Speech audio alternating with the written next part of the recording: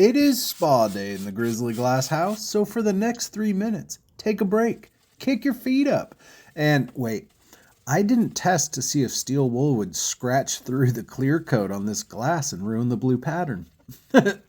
And now we switch to a toothbrush. That was a close one. Anyways, name of the game today is self-care.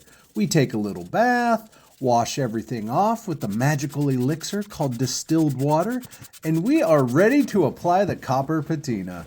While we're drying off, please don't forget to get behind the ears as well.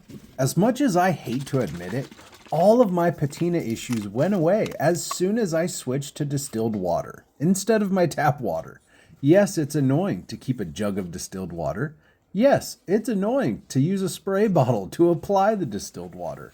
And yes, I will continue to do this because it makes that much of a difference.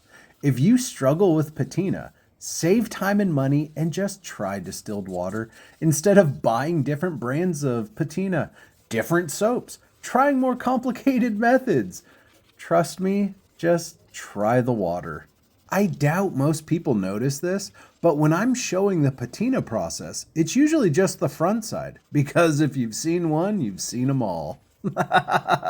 There's something you never want to hear your girlfriend tell you. But the reason I'm showing both sides today is because of the stark difference between the front and the back side. And if I'm being honest, part of me feels bad for not listing this project on my Etsy because I do love the fact that someone out there can enjoy my artwork forever. But the Smeagol part of me is really happy I'm keeping Precious all to myself. F those hobbits.